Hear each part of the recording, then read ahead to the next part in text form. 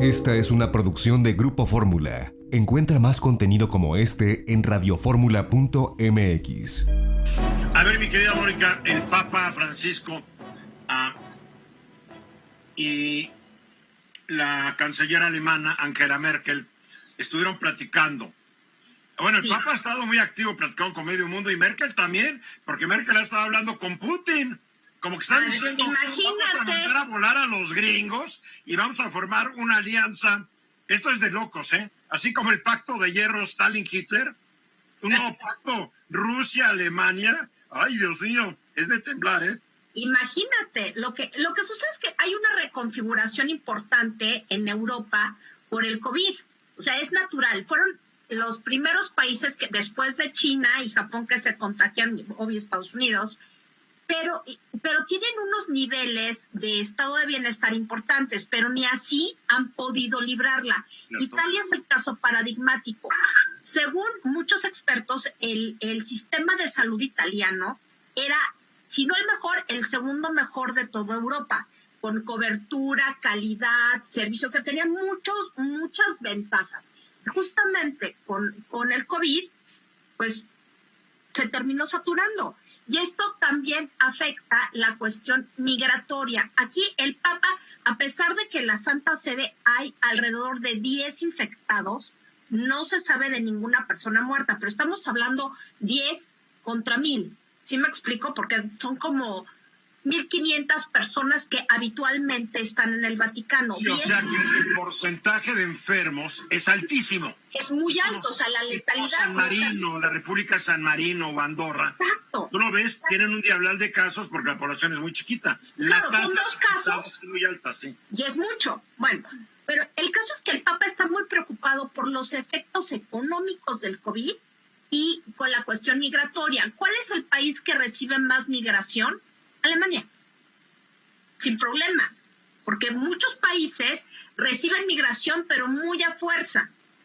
Italia, y otros como Hungría cerraron su frontera. Otros cerraron sus fronteras. Alambre de púas y aquí no pasa nadie. Exactamente. Entonces, lo que están viendo en estos momentos, sobre todo frente al Brexit, que justo sucedió casi de manera continua con el COVID, lo que están viendo es la necesidad de los europeos de nuevamente unirse y por primera vez están pensando en que Rusia tiene que entrar a esta Unión Europea, que siempre han sido muy renuentes a Turquía y a Rusia. Bueno, hay una historia que platicar. Hay una historia atrás, claro. Digo, Turquía me parece más lógico. Rusia, pues sí hay una historia atrás, pero como si hay una parte muy europea de Rusia, ¿no? Entonces, pensando cómo van a reconfigurar, y Angela Merkel y el mismo Papa han estado hablando con todo mundo para ponerse de acuerdo en qué van a hacer para la recuperación económica ante sociedades donde la mayor parte de la gente es la que se ha estado muriendo y tienen tasas muy bajas de natalidad.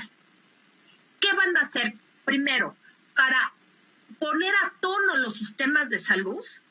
¿Qué van a hacer? ¿Cómo van a cooperar para esto? Y están invitando al Vaticano que participe en la Unión Europea. O sea, eso ya quiere decir que están unidos más por el susto que por bonitos. Están muy peleados los europeos de la Unión Europea. Polonia quiere ir por su lado, Hungría por su lado, Turquía no la dejan entrar, no le quieren seguir haciendo caso al Banco Central Europeo, que aparentemente no le rinde cuentas a nadie. O sea, hay muchas presiones que van en contra de la unidad europea y esto lo está poniendo como que más a prueba, ¿no? Claro, y aquí es donde tienen que superarse esos nacionalismos de reciente cuño para poder entrar a una lógica de asistencia mutua. ¿Qué es lo que necesitan? Necesitan presentar un frente unido de cara a China, por un lado, y de cara a Estados Unidos. ¿Por qué es tan importante? ¿Y por qué es tan importante la participación de la Iglesia Católica? Ya no es tanto por el número de fieles en Europa, sino por el lustre internacional que tiene el Vaticano para la negociación diplomática. Entonces, aquí la idea de que ambos hablaran es que, primero, tienen que hacer un plan que incluya a todos con diferentes variables, que vean derechos humanos, que incluye alimentación, salud, comunicaciones y educación, más la cuestión literalmente económica, pero lo que al Papa le preocupa es la cuestión de los migrantes. ¿Por qué? Porque los migrantes son la gente que se queda sin ningún servicio, o sea, no tienen acceso a nada. Nada. O sea, toda la gente que viene de Siria y de los países en guerra, que se van a Europa, no tienen derecho a nada. Solamente las agencias de tipo Cáritas les van a hacer caso. Y eso es Bernardino. importante de la Iglesia. Oye, pero aquí hay un tema muy interesante, porque la Unión Europea está unida por tratados en esta parte de derechos humanos muy, muy importantes.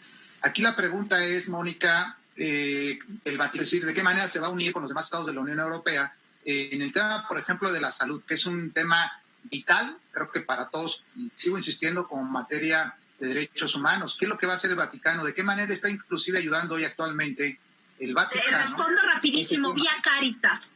Cáritas es no solamente la cuestión de asistencia en emergencias, sino hay redes de hospitales católicos en diferentes diócesis que empiezan a operar junto con los sistemas de salud pública. Esto es lo que pasa en Italia, por ejemplo. Pero Esto se articula.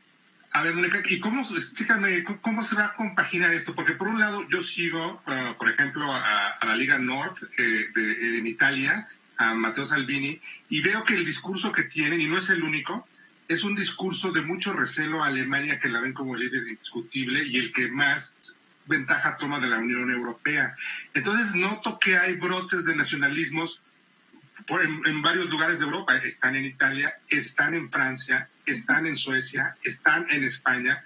¿Tú crees que llegue, qué va a prevalecer, esos brotes o la unión? Mira, yo creo que en ciertos aspectos los nacionalismos van a operar, pero en los aspectos más urgentes, que no hay otro remedio más que unirse, van a bajar estos aspectos de nacionalismo. Por ejemplo, y de populismo, porque Salvini es un vulgar populista, ¿no? Sí. Por ejemplo, Hungría es el populismo a su máxima expresión. Entonces, aquí va a tener que operar el término del sentido común para poder librar la cuestión, porque las fronteras europeas son muy porosas. Entonces, cualquier cosa que le pase a uno, si algo pasa en Reino Unido, repercute en Grecia. Y eso lo tienen que entender. Y curiosamente, Grecia es uno de los países, Grecia, ahorita que la mencionas, es de los países menos afectados por el coronavirus. Y es curioso. Nadie se explica qué pasó. No, lo de la vacuna de la... Ni Grecia ni Portugal. El país está quebrado y ahí están. Sí, Terevale, tú explícanos. Bueno, lo que yo he leído de Grecia y Portugal es que ahí todavía se aplica la vacuna contra la tuberculosis. Ya lo hablábamos otro día en el programa y están viendo la relación entre esta vacuna y la prevención del COVID. Pero yo creo que lo que dice Mónica es muy importante, pero hay dos factores que analizar aquí. Yo no creo que los une el amor y que ahora sí... No, creo que no. Lo que los une es la lana, como siempre. Claro. Y repito lo que comentaba yo hoy en la mañana. Y el deseo de supervivencia, ¿eh? Sí, porque también. frente a China o frente a Estados Unidos, un país europeo ya no tiene... Mejor júntense, claro. La declaración de hoy de Christine Lagarde, que como saben ustedes es la directora del Banco Central Europeo, en el sentido de que se va a apoyar hasta las últimas consecuencias a Europa para que pueda sobrevivir a la emergencia económica. Creo que este es el pegamento más sólido que puede tener la Unión Europea. Ahora, creo que el Brexit se va a leer de dos maneras distintas.